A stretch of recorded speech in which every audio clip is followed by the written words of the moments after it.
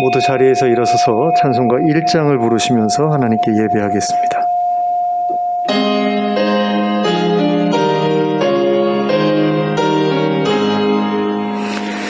만복의 근원 하나님, 온 백성 찬송 드리고 저 천사여 찬송하세. 찬송 성부 성자 성령 아멘. 함께 기도하겠습니다. 사랑과 은혜가 풍성하신 하나님 아버지, 오늘 저에게 복된 주일을 허락하시고 이렇게 함께 모여 예배하게 하심을 감사합니다. 이 예배의 자리에 하나님 찾아와 주시길 원합니다. 그리고 저희를 만나 주시길 원합니다.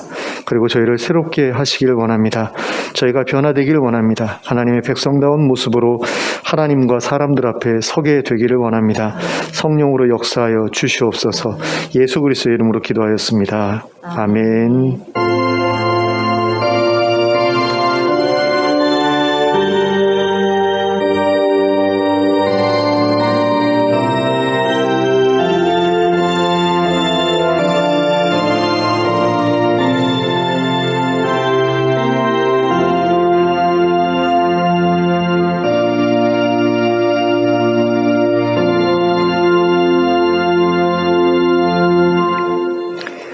찬송가 44장을 함께 찬송하겠습니다.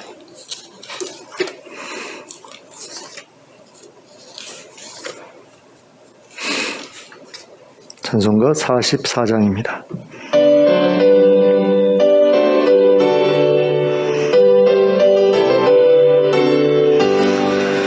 지난 일의 동안에 예수 인도했으니 주의 전에 모여서 감사 찬송합니다.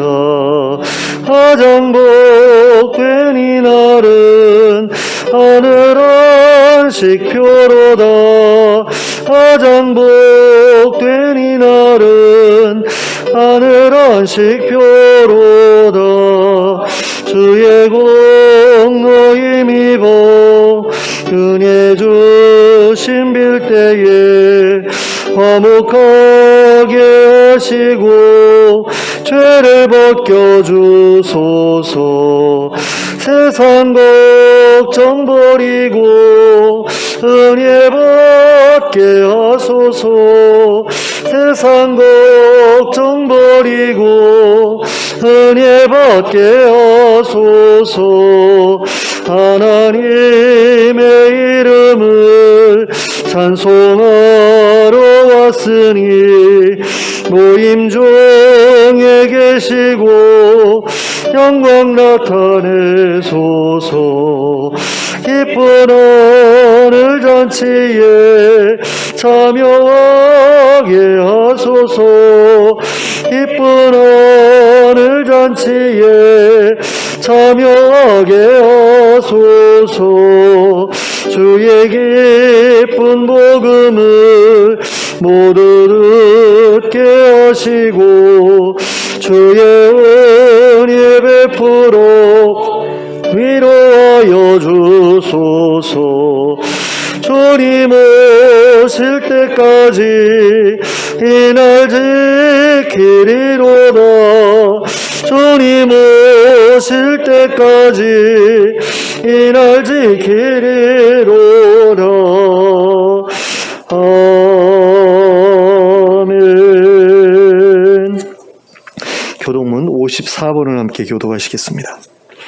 교동문 54번 시편 126편입니다.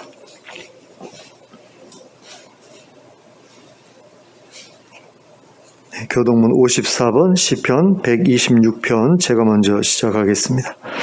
여호와께서 시온의 포로를 돌려 보내실 때에 우리는 꿈꾸는 것 같았도다. 그때에 우리 입에는 웃음이 가득하고 우리 혀에는 찬양이 찼었도다. 그때 문나라 가운데에서 말하기를 여호와께서 그들을 위하여 큰 일을 행하셨다 하였도다. 여호와께서 우리를 위하여 큰 일을 행하셨으니 우리는 기쁘도다. 여호와여 우리의 포로를 남방 시내들 같이 돌려보내소서. 눈물을 흘리며 씨를 뿌리는 자는 기쁨으로 거두리로다. 같이 봅니다. 울며 씨를 뿌리러 나가는 자는 반드시 기쁨으로 그 곡식단을 가지고 돌아오리로다. 아멘. 사도신경으로 우리의 신앙을 고백하겠습니다. 전능하사 천지를 만드신 하나님 아버지를 내가 믿사오며 그 외아들 우리 주 예수 그리스도를 믿사오니 이는 성령으로 잉태하사 동정녀 마리아에게 나시고 본디오 빌라도에게 고난을 받으사 십자가에 못 박혀 죽으시고 장사한 지 사흘 만에 죽은 자 가운데서 다시 살아나시며 하늘에 오르사 전능하신 하나님 우편에 앉아 계시다가 저리로서 산자와 죽은 자를 심판하러 오시리라. 성령을 믿사오며 거룩한 공회와 성도가 서로 교통하는 것과 죄를 사하여 주시는 것과 몸이 다시 사는 것과 영원히 사는 것을 믿사옵나이다. 아멘. 모두 자리에 앉으셔서 찬송가 343장을 부르시면서 하나님께 봉헌 드리겠습니다. 343장입니다.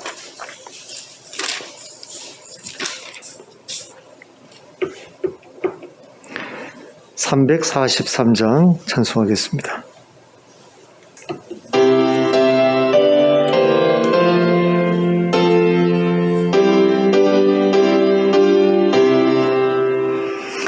시험 받을 때에 나를 도우사 주를 떠나가지 말게 하소서. 떨며 주저할 때 나를 붙드사 넘어지지 않게 지켜주소서. 세상 부귀영화 나를 얽매고 세상 헛된 재물 유혹할 때에 겟세마네 피땀 생각해 하사 십자가의 주를 보게 하소서. 주의 자비하심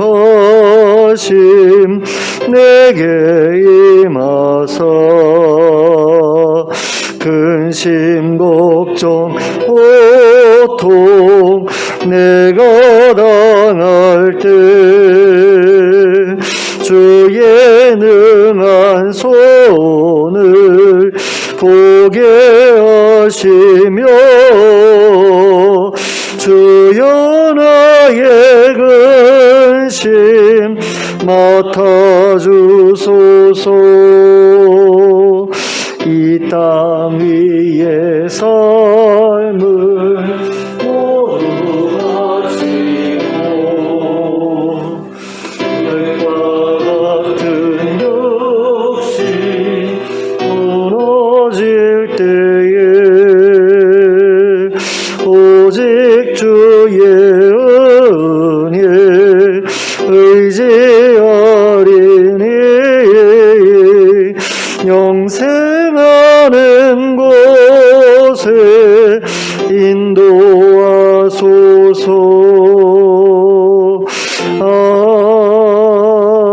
아멘. 함께 기도하겠습니다. 사랑과 은혜가 풍성하신 하나님 아버지, 하나님께서 저희를 하나님의 자녀로 또 하나님의 백성으로 삼아주심을 감사합니다.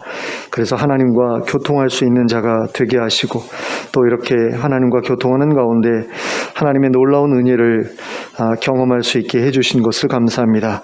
하나님, 저희가 하나님의 살아계심을 조금 더 깊이 알게 되기를 원합니다. 하나님의 살아계심 뿐만 아니라 하나님의 권능을 또한 저희로 알게 하시고 또 하나님의 무한하심을 저희로 알게 하여 주시옵소서. 주시옵소서. 그래서 저희가 하나님 앞에서 얼마나 작은 자인지를 또한 깨닫게 하시고 그 가운데에서 겸손하게 하시고 그리고 그 겸손한 가운데 하나님과 동행하면서 하나님 나라에 대한 꿈을 잃어버리지 않을 수 있도록 은혜를 베풀어 주시옵소서. 저에게 허락된 것이 저에게 약속된 것이 얼마나 귀한 것인지를 저희로 깨닫게 하시기를 원합니다. 그리고 그것을 사랑하게 하시길 원합니다. 그것을 우리의 것으로 만들기 위해서 어떠한 수고도 아깝지 않다는 것을 저희로 깨닫게 하시고 그래서 정말로 그것을 우리의 인생의 목표로 삼아 나아가는 저희들이 될 수 있게 해주시길 원합니다. 하나님 아버지, 우리가 이 예배를 통해서 하나님 앞에서의 예배를 또한 꿈꾸기를 원합니다. 정말 여기서 드리는 이 예배가 천상의 예배로 이어지게 될 것을 저희가 알고 있습니다. 하나님, 그런 부분을 생각해 볼 때에 우리의 예배가 어떠해야 할지를 더 깊이 고민하게 하시고 그래서 정말 하나님 앞에서 드려지는 그런 예배로 하나님께 나아갈 수 있도록 허락해 주시고 그 가운데서 정말 하나님께서 친히 말씀하시는 음성을 듣게 하시고 하나님께서 성령으로 저희를 덮으시는 그런 놀라운 은혜를 또한 경험할 수 있도록 역사하여 주시옵소서. 하나님, 저희가 이 예배 가운데 하나님의 일하신 보기를 원합니다. 하나님께서 말씀으로 저희의 심령을 새롭게 하시는 것을 체험할 수 있게 되기를 원합니다. 그리고 하나님의 기쁘신 뜻을 깨닫게 되기를 원합니다. 그리고 온전한 결단이 있게 하여 주시고 또 결단과 더불어 온전한 순종이 있을 수 있도록 저희에게 능력을 더하여 주시옵소서. 그래서 헛되이 왔다가 헛되이 돌아가지 않게 하여 주시고 정말로 하나님의 신령한 것들로 저희들을 채워가지고 돌아갈 수 있도록 도와주시옵소서. 하나님, 이 시간에 저희가 드리는 찬양과 기도와 예물을 기쁘게 받아주시고 또 이 예물이 사용되는 곳마다 하나님의 영광이 드러나게 하시며 또 드린 손길에 많은 것으로 채워주시고 갚아주셔서 하나님, 저희들의 삶 가운데 부족함이 없게 하여 주시고 지속적으로 많은 이들을 섬기고 도울 수 있는 저희들 되게 하여 주시옵소서. 무엇보다 하나님 나라를 세워가는 일에 우리가 헌신할 수 있게 해주시길 원합니다. 저희의 시간과 정성과 마음과 모든 것들을 들여서 하나님 나라를 우리 가정에서 또한 교회에서 구현해낼 수 있도록 허락해 주시고 이 지역사회에 믿지 않는 사람들 앞에 하나님 나라를 보여줄 수 있는 저희가 되게 하여 주시옵소서. 무엇보다 예수 그리스도를 닮은 형상으로 저희가 회복되어져서 저희를 보는 사람들마다 하나님을 볼 수 있게 해주시고 저희의 모든 것들이 하나님을 대신하여서 사람들 앞에 보여지는 것임을 저희로 기억하게 하시고 정말 거룩하고 선하고 아름다운 모습으로 하나님과 사람들 앞에 살아갈 수 있게 해주시길 원합니다. 하나님, 해외에 나가서 사역하고 계시는 많은 선교사님들을 기억해 주시길 원합니다. 특별히 이집트의 이언약 선교사님 가정과 또 알바니아의 김재석 선교사님 가정을 기억해 주시고 또 여기저기서 일하는 하나님의 일꾼들을 기억해 주시고 많은 교회들을 기억해 주셔서 각 교회들이 정말 하나님의 뜻에 따라 온전하게 세워져 가게 하여 주시고 그 교회들을 통하여서 하나님 나라가 이 땅에 임하는 것을 저희로 보게 하여 주시길 원합니다. 하나님, 다들 자기 욕심을 채우기 위해서 모든 성도들이 하나님 정말 하나님의 뜻을 외면하고 이 땅에서 어떻게든 잘 먹고 잘 사는 것을 자신의 인생의 목표로 삼아서 살아가려고 하는 그런 분위기들이 우리 가운데 있는 것을 봅니다. 하나님, 그 모든 유혹들로부터 저희가 자유롭게 되길 원합니다. 그리고 정말 하나님의 뜻이 어디 있는지를 고민하면서 하나님의 뜻대로 살고자 애쓰는 자들이 계속해서 나타나게 하여 주시고 그들을 통해서 새로운 흐름이 일어나게 하여 주시고 그 물줄기의 방향이 온전히 바뀌어지는 역사가 일어날 수 있도록 도와주시옵소서. 그래서 정말 교회다운 교회들이 세워지고 성도다운 성도들이 세워지는 가운데 우리 기독교가 하나님을 섬기는 모든 자들이 새로워지는 역사를 경험하게 하여 주시옵소서. 이 모든 말씀을 예수 그리스도의 이름으로 기도하였습니다. 아멘.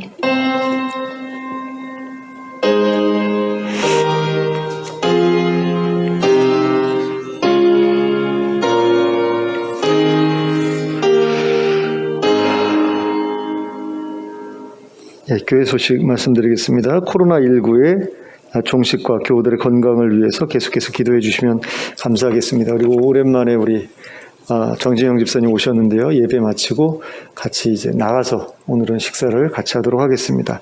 같이 움직여서 더 많은 대화를 좀 나눌 수 있는 시간을 가질 수 있었으면 좋겠습니다. 예, 좌우를 둘러보시면서 서로 인사 나누시기 바랍니다. 예, 잘 오셨습니다. 잘 오셨습니다. 축복합니다. 하나님의 말씀 함께 보시겠습니다. 누가복음 10장 17절부터 24절까지 말씀입니다.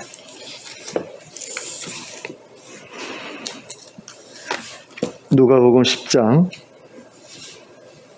17절부터 24절까지 합독하도록 하겠습니다. 시작. 70인이 기뻐하며 돌아와 이르되 주여 주의 이름이면 귀신들도 우리에게 항복하더이다. 예수께서 이르시되 사탄이 하늘로부터 번개같이 떨어지는 것을 내가 보았노라.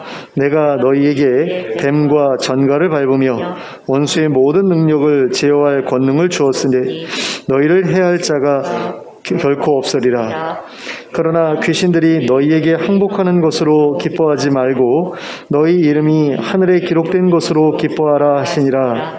그때 예수께서 성령으로 기뻐하시며 이르시되 천지의 주제이신 아버지여 이것을 지혜롭고 슬기 있는 자들에게는 숨기시고 어린 아이들에게는 나타내심을 감사하나이다. 옳소이다. 이렇게 된 것이 아버지의 뜻이니이다. 내 아버지께서 모든 것을 내게 주셨으니 아버지 외에는 아들이 누구인지 아는 자가 없고 아들과 또 아들의 소원대로 계시를 받는 자 외에는 아버지가 누구인지 아는 자가 없나이다 하시고 제자들을 돌아보시며 조용히 이르시되 너희가 보는 것을 보는 눈은 복이 있도다.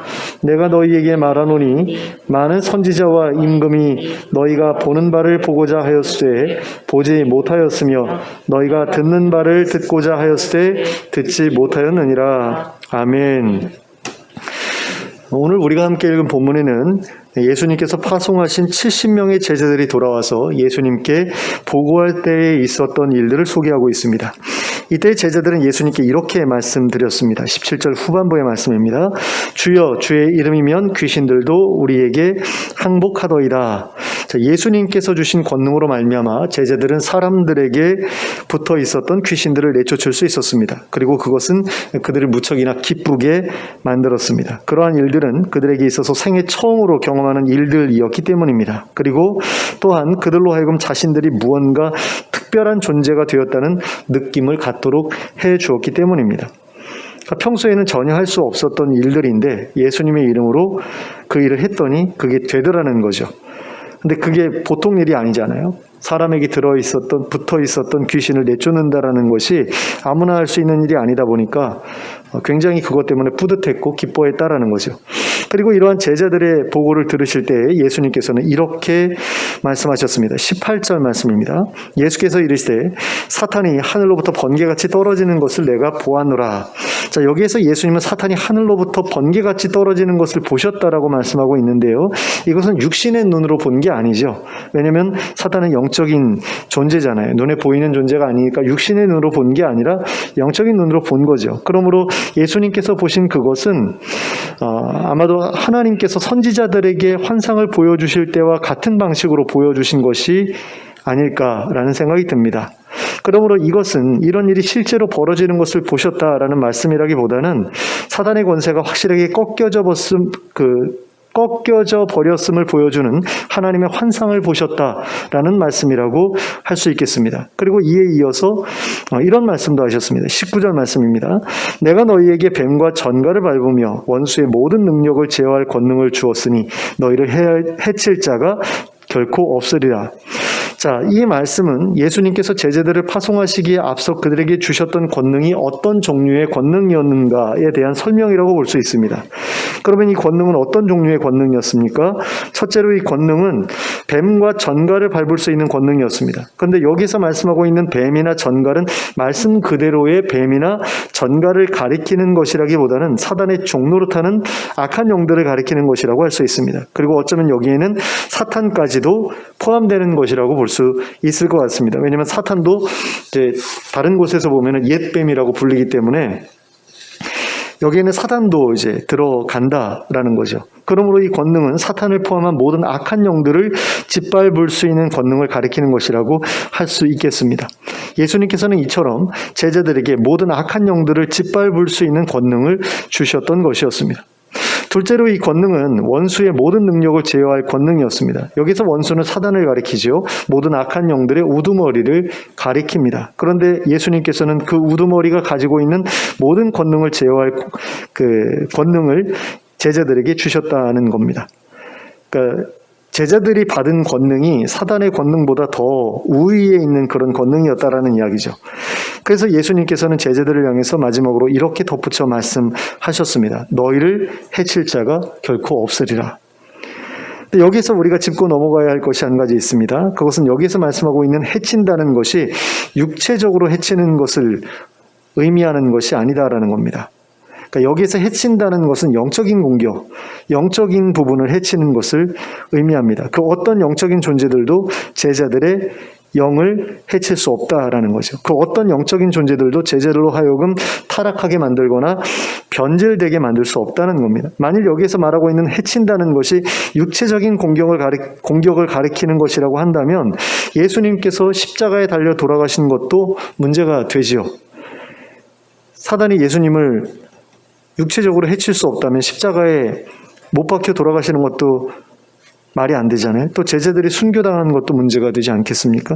그러므로 여기에서 말씀하고 있는 해친다는 것은 영적인 공격을 가리키는 것으로 보아야 한다라는 겁니다. 그러므로 여기에서 말씀하고 있는 해친다는 것은 우리를 절망하게 만들고 두렵게 만들고 유혹에 굴복하게 만든다라는 것을 의미합니다. 그러나 예수님께서 주신 권능을 소유한 자들은 그러한 공격에 무너지지 않는다라는 거죠. 악한 영들의 그 어떤 공격도 예수님께서 주신 권능을 소유한 자들을 무너뜨릴 수 없다는 겁니다. 그러므로 예수님께 이 권능을 달라고 기도하는 여러분 되시기 바랍니다. 하나님께 기도하는 게 1차적인데 예수님께 구할 수도 있는 거죠. 이게 참 혼동되는 부분인데요.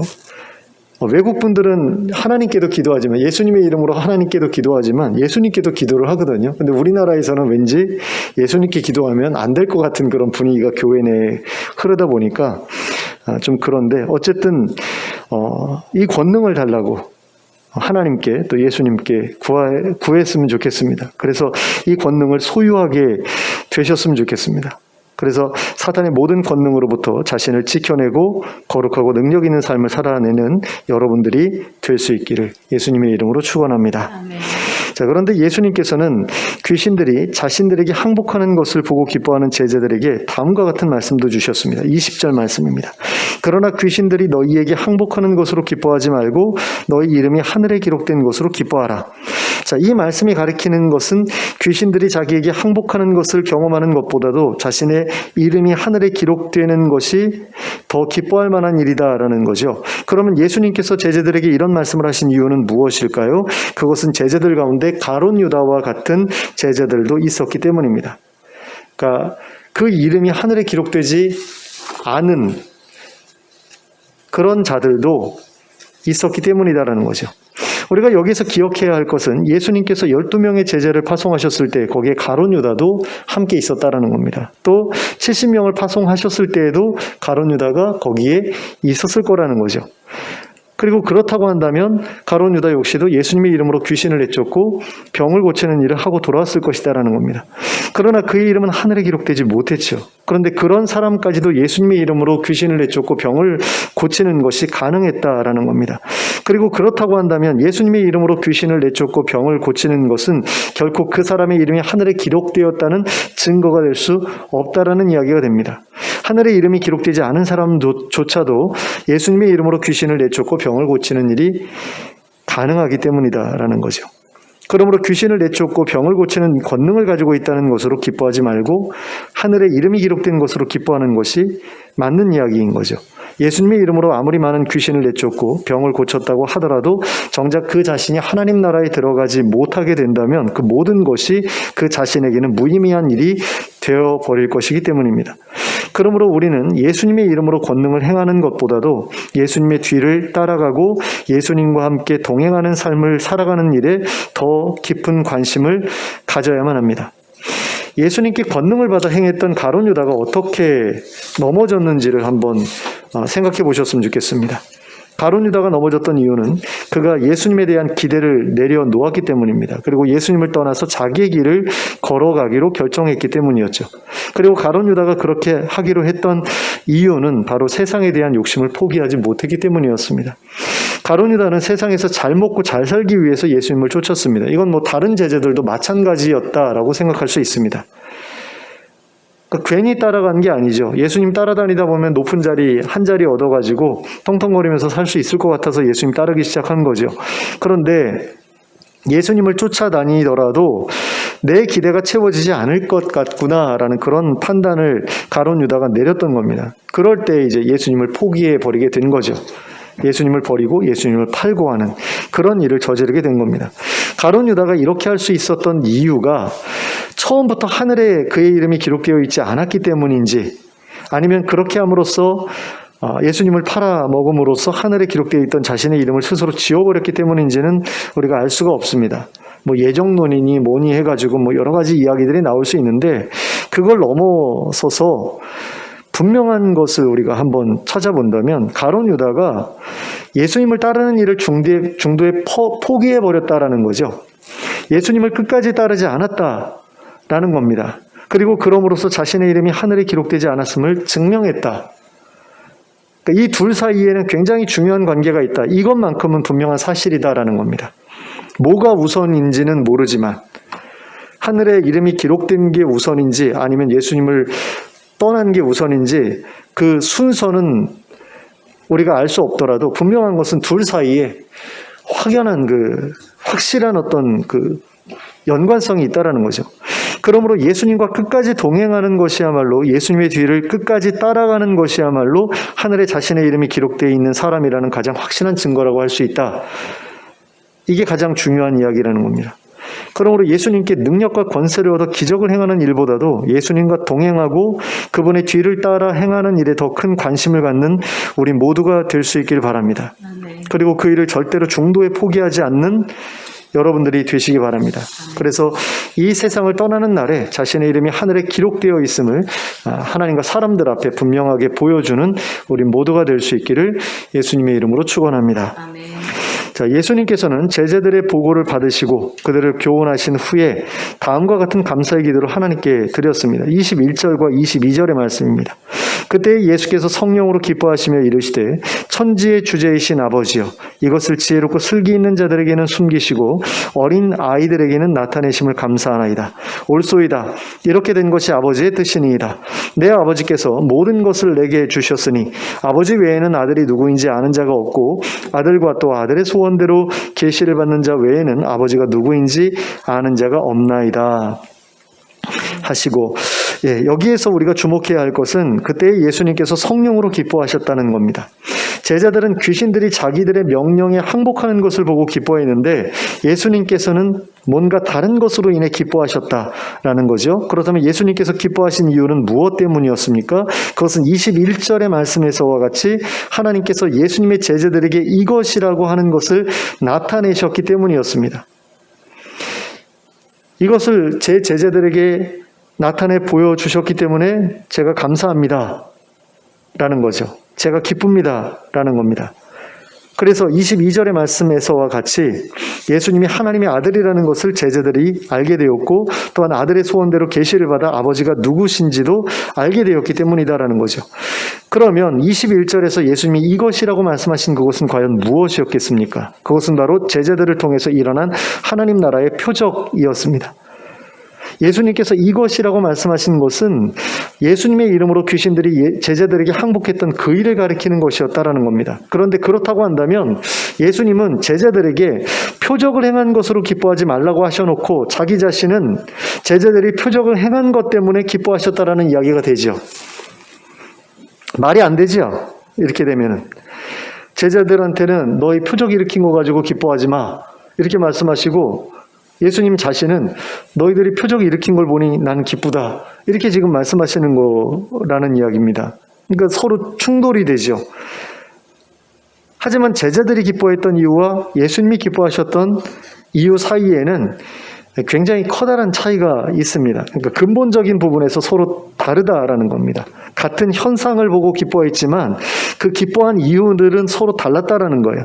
제자들은 자신이 행했던 그 놀라운 기적을 행했기 때문에 또는 그 일을 일으킬 수 있는 권능을 자신들이 행사했다라는 것으로 기뻐했다면, 예수님께서는 제자들이 그 표적을 통해서 예수님이 어떤 분인지, 하나님이 어떤 분인지, 하나님 나라가 어떤 곳인지 더 잘 알게 되었기 때문에 기뻐하신 것이었다라는 겁니다.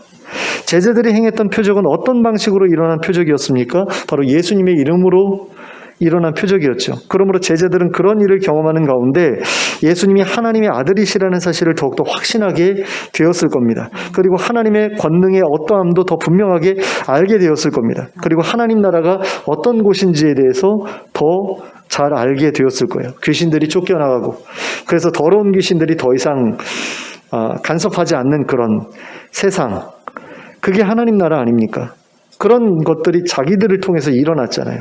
병마로부터 해방되고 건강해지고 모든 관계들이 회복되고, 문둥병에 걸린 사람들로부터 격리당하고 외롭게 살아야 됐는데 그런 사람들이 다시 가족들과 만날 수 있게 되는 그런 회복들이 일어나는 그런 것들을 보면서 그 표적을 통해서 하나님 나라를 그들이 알게 된 거죠. 하나님이 어떤 분인지도 알게 되고 예수님이 어떤 분인지도 더 깊이 알게 되고, 그래서 예수님이 기뻐하셨다라는 거예요.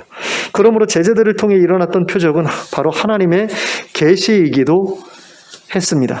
그 계시는 하나님의 택하심을 받은 사람들에게 보여주시기 위한 계시였습니다. 그러므로 그러한 표적을 자신의 능력 또는 자신의 특별함에 대한 증거로 보아서는 안 되었던 거죠. 예수님께서는 바로 제자들에게 그것을 경고하셨던 것이었습니다. 권능으로 표적을 행한다고 해서 자신이 대단한 사람이라도 된 것처럼 생각해서는 안 된다라는 것을 제자들에게 알려주고자 하셨던 거죠. 권능으로 표적이 일어나는 것을 보면서 하나님의 살아계심과 그분의 사랑하심을 깨닫는 데에서 만족하고 거기서 멈춰야 된다라는 것을 가르쳐주고자 하셨던 겁니다. 거기까지 보아야 된다, 이걸 말씀하신 것이라고 할 수 있겠습니다. 그러므로 우리의 관심사는 표적이 아닌 하나님이어야 한다라는 거죠. 표적이 아닌 예수님이어야 한다라는 겁니다. 하나님께 택함을 받은 사람은 아들의 계시를 받아 하나님이 어떤 분인지를 알아가게 되죠. 예수님이 어떤 분인지도 알아가게 됩니다. 그리고 우리는 그 어떤 일보다도 하나님과 예수님을 알아가고 있음에 대해서 가장 기뻐해야 마땅합니다. 그러므로 하나님을 알아가는 일과 예수님을 알아가는 일에 깊은 관심을 가지고 살아가는 여러분들이 되시기 바랍니다. 그리하여 우리가 하나님께 택함 받은 자임을, 그리고 아들의 계시를 받아 하나님에 대해서 알아가고 있음을 확인하는 우리가 될 수 있기를 예수님의 이름으로 축원합니다. 자, 이처럼 예수님께서는 제자들이 예수님의 이름으로 일어난 표적을 통해 예수님에 대해서 그리고 하나님에 대해서 깊이 알아가게 되었음을 인해서 하나님께 감사의 기도를 드리셨습니다. 그리고는 제자들에게 이렇게 말씀하셨습니다. 23절과 24절의 말씀입니다. 너희가 보는 것을 보는 눈은 복이 있도다. 내가 너희에게 말하노니 많은 선지자와 임금이 너희가 보는 바를 듣고자 하였을 때 보지 못하였으며 너희가 듣는 바를 듣고자 하였을 때 듣지 못하였느니라. 자, 그러면 예수님께서 23절에서 너희가 보는 것이라고 말씀하신 그것은 무엇을 가리킵니까? 그것은 예수님의 이름으로 나타났던 표적을 가리키는 거죠. 그러니까 앞에서 살펴봤던 이것이라는 것도 표적이고 너희가 보는 것도 표적이라는 겁니다. 그러니까 우리가 지금 살펴보고 있는 본문에서 가장 자주 등장하는 것이 표적이라는 것을 알 수가 있어요. 예수님의 이름으로 나타났던 그 표적. 그런데 그 너희가 보는 것은 그 표적에서 머무는 것이 아니라 그 표적을 통해 드러난 하나님의 나라에까지 이르게 되죠. 제자들이 행했던 표적이 바로 하나님 나라의 표적이었기 때문입니다. 그런데 24절을 보면 그것을 많은 선지자와 많은 임금들이 보고자 했었다라고 말씀하고 있습니다. 그 많은 이들이 하나님 나라가 세워지는 것을 보고자 했다라는 겁니다. 하지만 그들은 하나님 나라가 세워지는 것을 보지 못했습니다.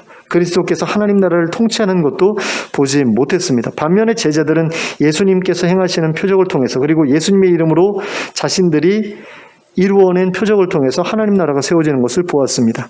그리고 예수님께서는 제자들이 보았던 그것을 보는 눈이 복이 있다라고 말씀하셨습니다. 그것은 제자들도 복이 있지만 제자들만 복이 있는 것이 아니라는 말씀이죠. 하나님 나라의 표적을 보는 사람들 모두가 복이 있다라는 겁니다. 그 표적을 보면서 하나님이 어떤 분인지, 하나님 나라가 어떤 곳인지를 알아가는 사람들은 그 누구나 복이 있다라는 거예요.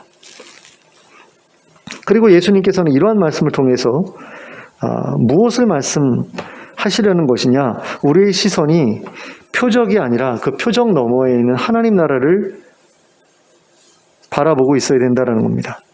제자들의 시선은 자기들을 통해 드러나는 표적 그 자체만을 향해 있었습니다. 그리고 그 표적을 일으키는 권능에 대해서만 관심을 두고 있었습니다. 그러나 예수님께서는 제자들이 그 표적을 넘어 하나님 나라를 보기를 바라셨습니다. 그들이 그 표적보다도 하늘에 관심을 두기를 바라셨던 겁니다. 그 표적이 가리키는 하나님과 하나님 나라에 관심을 갖고 살아가는 것을 원하셨다라는 겁니다. 그런데 이것은 우리들에 대해서도 마찬가지이죠. 하지만 대부분의 그리스도인들도 표적 너머에 있는 하나님과 하나님 나라에 관심을 갖기보다는 표적 자체와 표적을 일으키는 권능에 대해서만 관심을 가지고 살아갈 때가 많습니다. 어떤 분들은 아예 이런 거에 대해서 관심 없는 분들도 있습니다. 그러니까 표적을 행한다라는 것에 대한 기대가 아예 없는 분들도 있어요. 다 끝났다. 성경이 완성되면서 표적이라고 하는 것은 더 이상 나타나지 않게 됐다. 이렇게 말하는 분들도 있는데 그런 이야기는 성경에 없거든요. 성경에 근거를 두지 않고 그냥 그럴 것이다 라고 자기네들이 그냥 마음으로 결정한 내용인데 그건 아니죠. 예수님도 복음 전하실 때 표적을 통해서 이 복음이 진짜야라는 것을 증명하셨고 또 예수님의 제자들도 복음을 전할 때 이 복음이 진짜라는 사실을 표적을 통해서 증거했거든요. 그리고 오늘날에도 표적들이 일어나고 있잖아요. CBS에서 하는 새롭게 하소서라는 그런 간증하는 그런 시간을 보면 표적들이 아직도 나타나고 있거든요.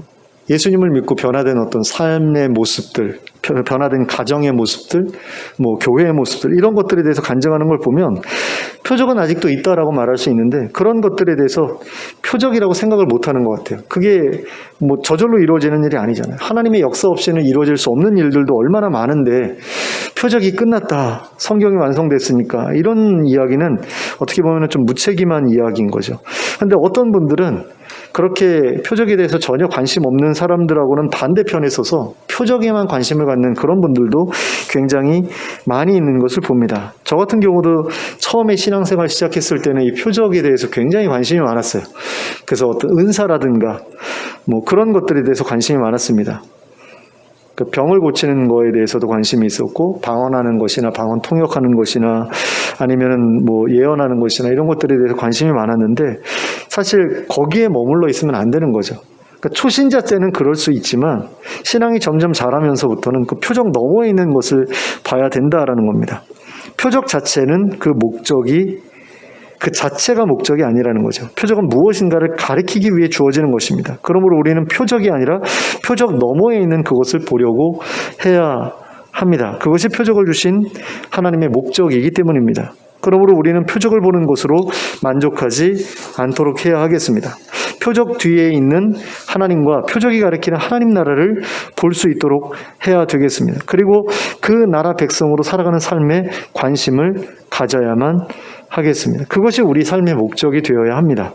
우리 삶의 목적, 우리 사역의 목적, 그 모든 것이 하나님을 알아가는 것과 그분과 함께 살아갈 하나님의 백성으로 준비되는 것이 되어야 한다라는 겁니다. 그래야만 우리의 삶을 허무한 것으로 만들지 않을 수 있게 됩니다. 그래야만 우리의 사역을 허무한 것이 되지 않게 할 수 있습니다. 그러므로 표적을 구하되 표적 너머에 있는 것들을 더 간절히 구하는 여러분들이 되시기 바랍니다. 그래서 하나님이 어떤 분인지를 더 깊이 알아가며 하나님 나라가 어떤 곳인지를 더 확실히 알아가는 그런 가운데 하나님 나라의 백성으로 잘 준비되어가는 저와 여러분이 될 수 있기를 예수 그리스도의 이름으로 축원합니다. 기도하겠습니다. 사랑과 은혜가 풍성하신 하나님 아버지, 우리에게 하나님의 권능을 허락해 주시길 원합니다. 그래서 모든 악한 영들의 공격을 능히 이겨내고 우리의 영혼을 지켜낼 수 있게 해주시길 원합니다. 또한 우리를 통해 하나님 나라의 표적이 드러나게 해주시길 원합니다. 그 표적을 통해 하나님 나라가 실제함을, 하나님의 약속이 신실함을 우리로 알게 하시기 원합니다. 그리고 그 표적으로 인해 기뻐하는 것보다 그 표적 뒤에 있는 하나님 나라를 소망하며 기뻐하는 그런 삶이 우리의 삶이 되게 해주시길 원합니다. 또한 우리가 하나님 나라의 백성이 되었음을 인해 기뻐할 수 있게 해주시길 원합니다. 그리고 그 나라 백성으로 준비되기 위해 예수 그리스도를 따라가는 그 걸음을 멈추지 않게 해주시길 원합니다. 예수 그리스도의 이름으로 기도하였습니다. 아멘. 찬송가 모두 일어서서 찬송가 366장을 함께 찬송하겠습니다. 366장입니다.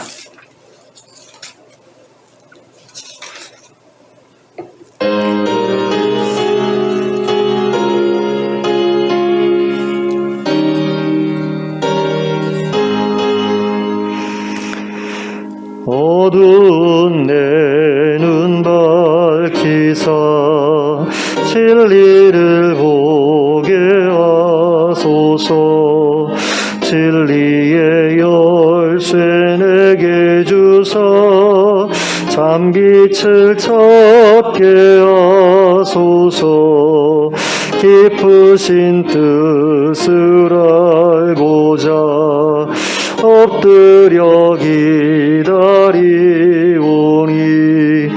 내 눈을 뜨게 하소서. 성령이여 막혀진 내 이여시사 주님의 귀한 음성을 이 귀로 밝히 들을 때에 내 기쁨 한량 없겠네. 깊으신 뜻을 알고자 엎드려 기다리오니 내 귀를 열어 주소서. 성령이여 봉해진 내 입 여시사 복음을 널리 전하고 차가운 내 맘 녹여주사 사랑을 하게 하소서.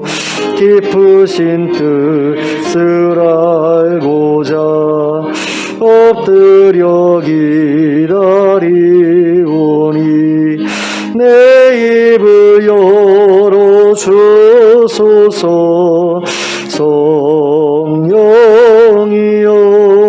성령이여. 아멘. 함께 기도하겠습니다. 이제는 우리 주 예수 그리스도의 은혜와 하나님 아버지의 극진하신 사랑과 성령님의 감동감화 교통하심이 하늘에 자신의 이름이 기록되었음을 인하여 기뻐하며 예수 그리스도의 뒤를 따라 걸어가며 그 나라 백성으로 자신을 잘 준비해 나가기로 결단하고 돌아가는 주의 백성들 머리 위에 지금부터 영원토록 함께 하실지어다. 아멘.